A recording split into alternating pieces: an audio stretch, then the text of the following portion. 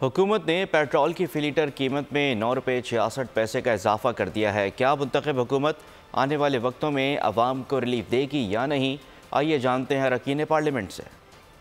हुकूमत का ईद से पहले शहरियों को तोहफा, पेट्रोल की फ़ी लीटर कीमत में 9 रुपये 66 पैसे तक का इजाफा।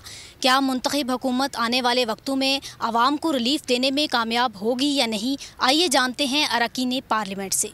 कुछ वक्त गुजरने के साथ पेट्रोल इससे भी कम कीमत पे होगा इंशाल्लाह ताला, लेकिन अभी बहुत मजबूरी थी जिसके आलम में हुकूमत को ये फैसला करना पड़ा।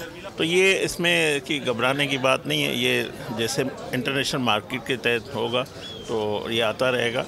आवाम बर्दाश्त नहीं कर पाएगी, ये बहुत मुश्किल हालात हैं।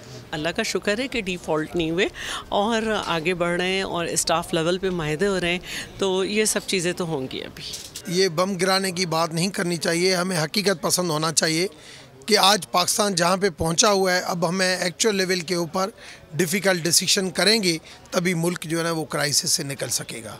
अवाम जो है वो बहुत ही बदहाली के शिकार होकर हुकूमती इक़दामात को बर्दाश्त कर रही है, लेकिन हुकूमत से गुजारिश है कि आवाम पे इतना बोझ डाला जाए कि कहीं वाक़ईतन इनक़लाब ना आ जाए। सबमिशन इसमें ये है जी, कुछ जादू की छड़ी तो गवर्नमेंट के पास भी नहीं है, और जिस फाइनेंशियल क्राइसिस से मुल्क गुजर रहा है, मैं PMLN से हूँ, लेकिन मैं ये कहूँ कि जी 2 महीने में, 4 महीने में, 6 महीने में ठीक होगा तो ऐसा कुछ नहीं होने वाला।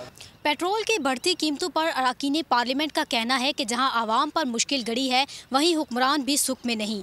IMF की जानिब से कड़ी शराइत हैं, आवाम साथ दे। कैमरामैन असद अब्बास के साथ महपारा जमान, बोल न्यूज़, पार्लियामेंट हाउस, इस्लामाबाद।